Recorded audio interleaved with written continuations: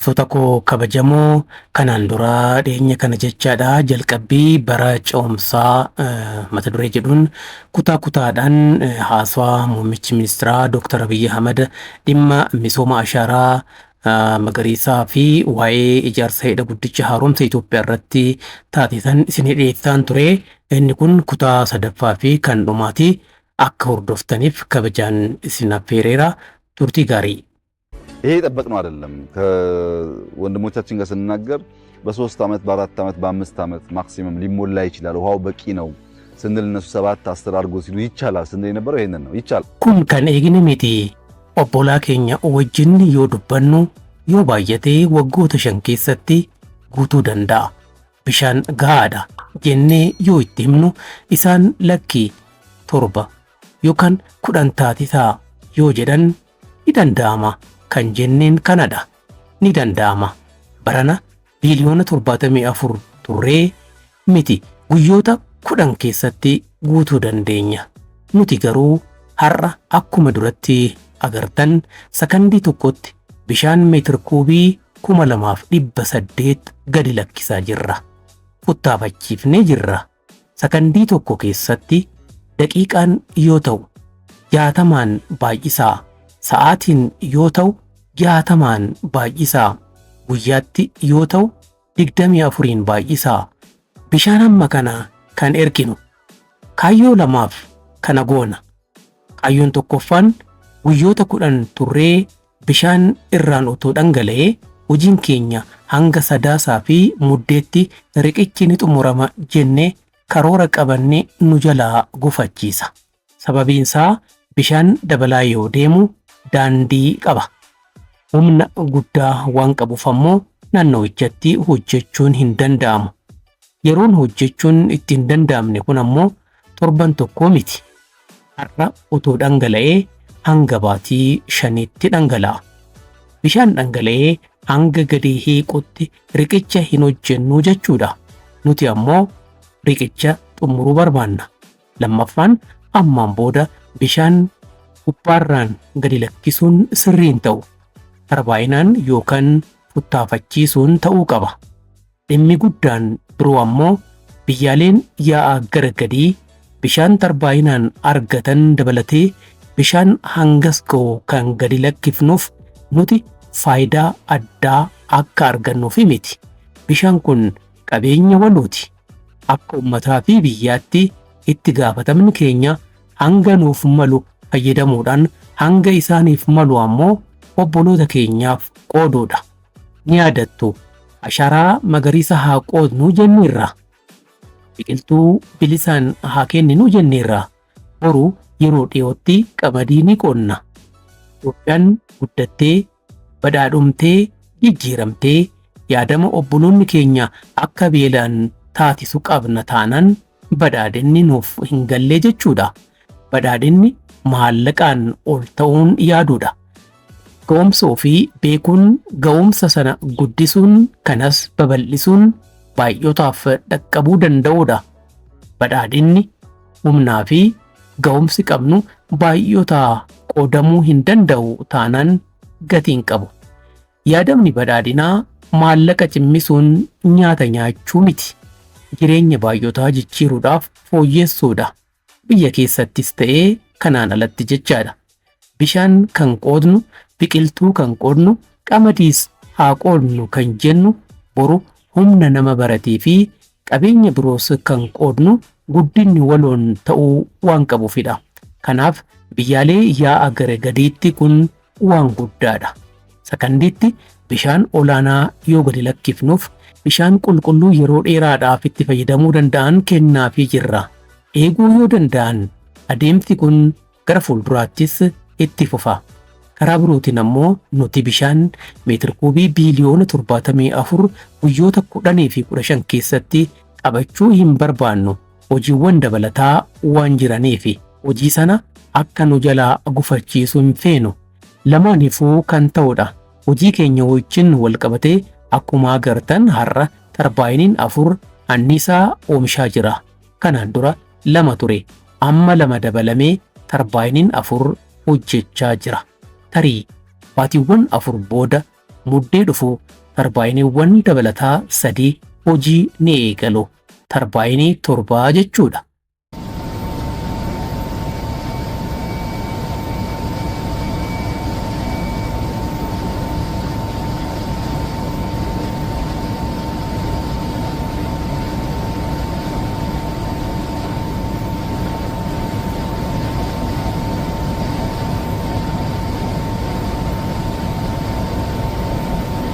ተርባይን ማምረት ጄነሬተር ማምረት የሚወስደው ጊዜ አለ፣ ማጓጓዝ የሚወስደው ጊዜ አለ። ባለቀበት ሰዓት እየመጣ የሚገጠም ይሆናል። ነገር ግን ፔንስቶኩን ካያችሁ የሁሉም ፔንስቶክ ተገጥሞ አልቋል።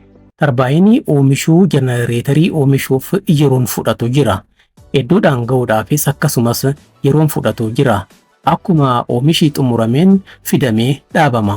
Akkuma agartan hojii annisa oomishuu keessatti hojiin irra jiraan hojjetameera. Akkuma dhufiinsa isaatti hojiin tarbaayina dhaabuu kan itti fufu ta'a. Muddee 7 tarbaayiniin 7 annisaa oomisha. Muddeerraa bishaan meetir kuubii biiliyoona 71 qabanna. Muddee dhufurraa riqichi duratti agarree guutummaatti kan xumuramu ta'a. Hojiin ijaarsaa tibba sanitti haala xumura ijaarsaa kan mul'isu ta'a jechaadha. Hanga ganna dhufuutti hojiiwwan hojjetaman ni jiraatu. Hojiin waliigalaa ni xumurama jedhamee kan yaadamu waggaa har'aa baatiin gannaa erga xumuramee booda ta'uu danda'a. Garuu baatii muddeerraa xumurameera jennee yoo himnee rakkoon qabu. Kanaaf riqicha duratti agarree qofadha waan ta'eef riqichaaf akkuma agartan utubaan dhaabameera. Sibiila wal qabsiisuun ceesisuudha hojiin hafe. Sun yoo xumuramu hojiin sibiilii naannoo muddeetti walumaa galatti dhibbeentaan 100 ta'a.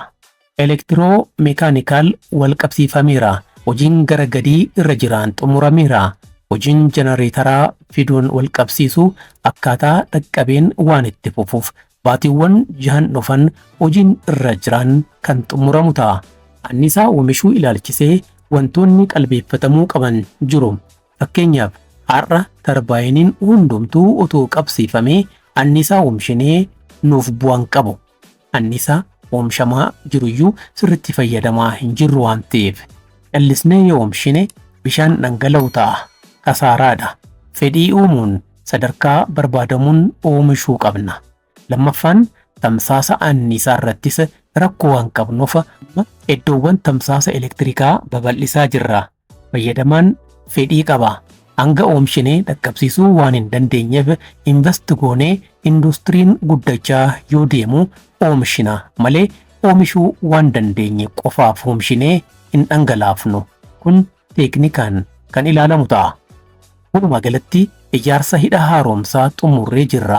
Ammaan booda ijaarsa hidha haaromsaa wajjin wal qabatee yaaddoon qabnu. Gama faayinaansiitiinis yaaddoon qabnu hin jiru. Teeknikaanis yaaddoo hin qabnu. Humnoonni nu gufachiisuuf yaalan nu jajjabeessaniiru ta'uu danda'a. Namoota nu jalaa ukkaamsaniiru ta'uu danda'a. Konkolaattota tokko nu jalaa miidhaniiru ta'uu danda'a. Garuu nun dhaabne. Hojichi xumurree jirra.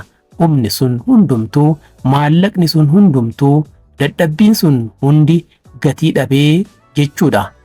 Maallaqa sana nu deeggaruurra otoo oolchanii tumsa gaariidhaan faayidaa qabaachuu danda'a. Nu gufachiisuudhaaf yeroo fi maallaqa dabalataatu ba'e malee hojiin waliigalaa akka dhaabbatu hin goone.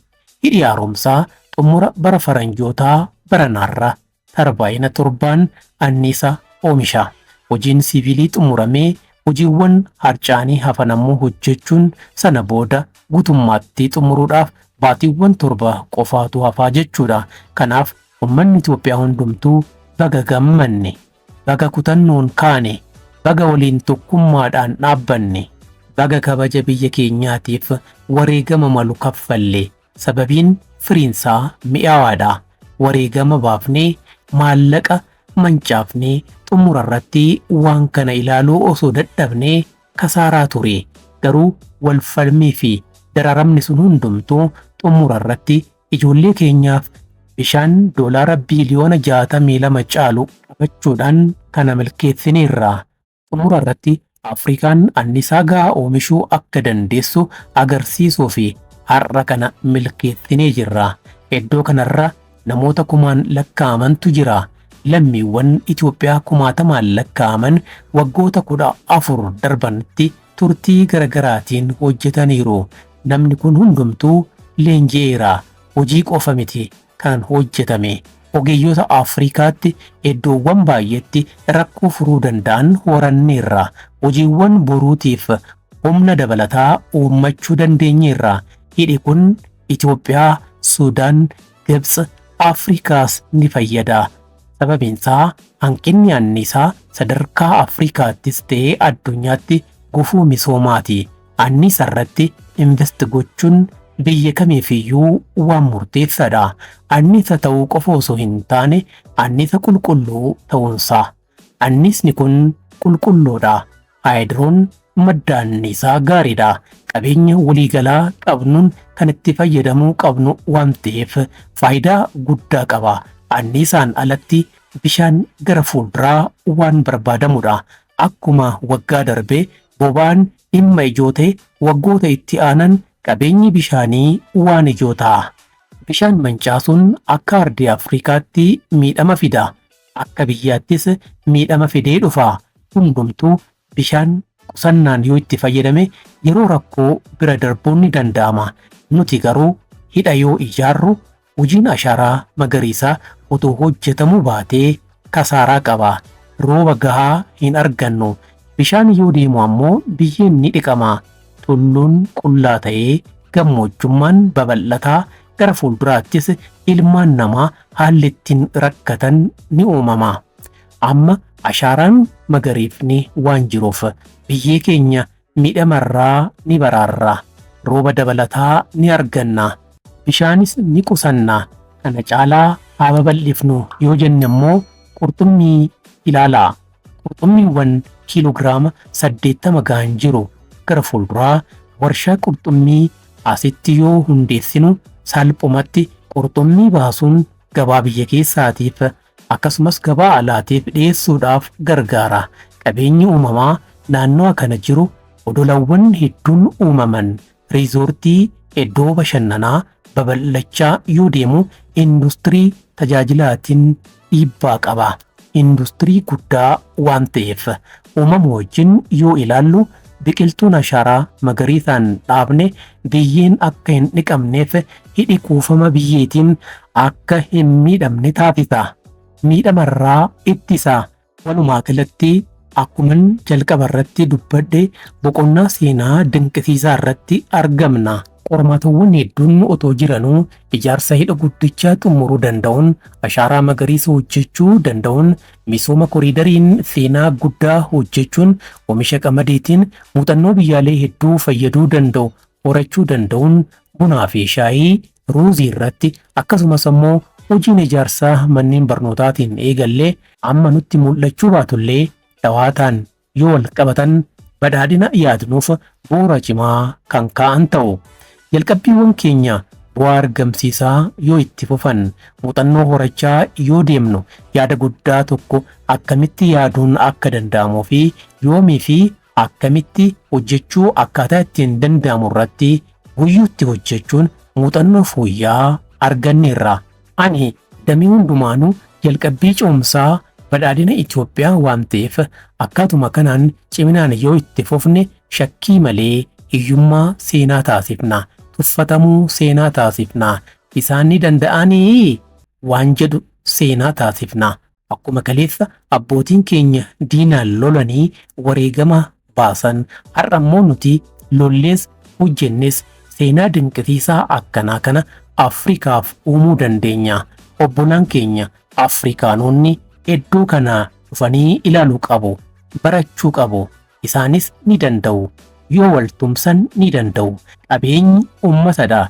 Ijaarsa hidha kanaatiif liqaa doolaara tokko argachuu hin dandeenye. Liqeessitoonni hundumtuu waan didanii fi waan hin hayyamneef doolaara biiliyoonaan lakkaa'amudha.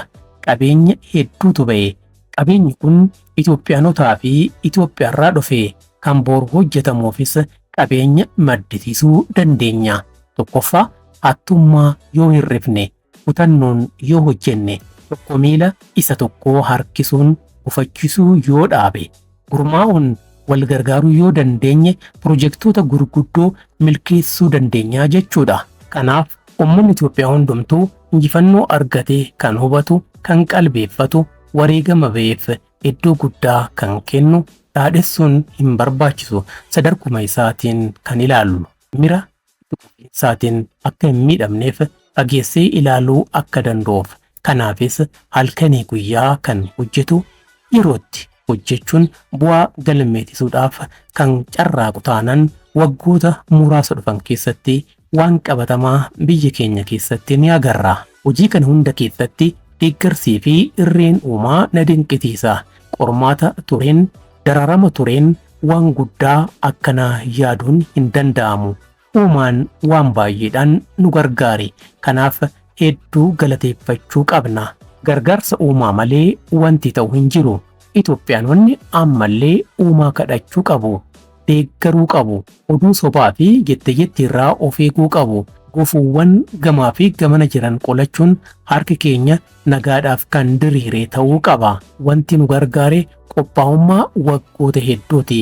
Nuuf galee waggoota hedduuf hojjechaa waan turreef wanti amma raawwachaa jirru turree kan itti yaadne waan ta'eef babal'isuu qofadha. Otoo ittiin qophaa'in hojjechuun kasaaraa fida. Walumaa galatti imalli Itoophiyaa abdii qabeessadha. Badhaadhinni kanadha. Yoo dhufnu hin turre, duunee milkeessine hin tuffannu. Yoo dhufnu bishaan leetiroo tokkollee hin qabanne. Har'a bishaan meetir kuubii biliyoona 60 caaluu qabanneerra. Kun injifannoodha. Badhaadhina jechuun milkaa'inoota akkanaa iddoowwan adda addaatti arguudha. Uummanni Itoophiyaa hundumtuu baga gammaddan. Obbolaan keenya Suudaanii fi Gibs baga gammaddan. Bishaan dabalataa isiniif kennineerra. Ashaaraan magariisaa bishaan dabalataa waan fideef isiniif kenneerra. Gara fuulduraattis itti fufaa. Gamtoomnee waltaanee naannoo keenya ni guddifna. Kanneen nu deeggaranii fi nu gufachiisanis nan galateeffadha. Kanneen nu gufachiisan nu jajjabeessaniiru. Kanneen nu deeggaranis galata qabu. Waan hundaa olitti Itoophiyaanonni haa ida'amnu. Fageessinee haa ilaallu. Boru haa ilaallu. Waan gurguddoo haa yaadnu. Wantoota xixiqqoodhaan yeroon akka hin mancaane of eeggannoo haa taasifnu. Kana gochuu dandeenye barri dhufu ifaadha. Qaamoleen ijaarsa hidha kanarratti hirmaatan hundumtuu galatoomuu qabu. Ijoolleen keenya hojii seena qabeessa kanarratti hirmaattan galatoomaa. Uummanni Itoophiyaa hundumtuu baga gammaddan. Milkoofneerra.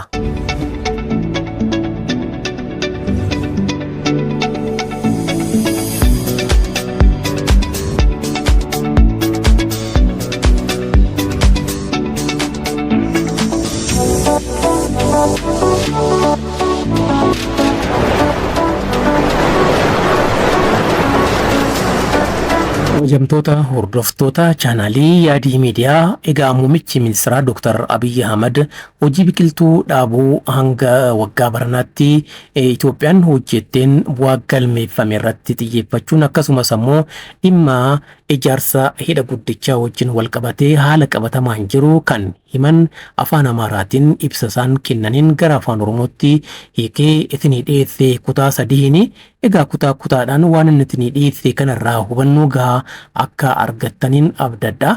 Waan hordoftaniif hedduun isin galatoomfadha. Egaa chaanaaliin kun namoota biroo biras akka beekamuu danda'uuf namoonni sabskiraayib goon sabskiraayib akka gootan akkasumas immoo yeroo daawwattanittis egaa ilaaluu qofaa daawwachuu qofa odoo hin taane laayikis jechuun barbaachisaadha waan ta'eef laayik akka gootan namoonni biroos akka itti hirmaatan yaada akka kennan isinis yaadaan akka hirmaattan kan oduu fooyyeessitee waan akkanaa oduu kana gootee ni barbaannaan jettan yaada barreessuu ni dandeessu. Iddoo yaadni irratti barreeffamutti kanaan akka hirmaattaniifin kabajaan isin gaafadha. Fayyaa ta'a. Nagaatti.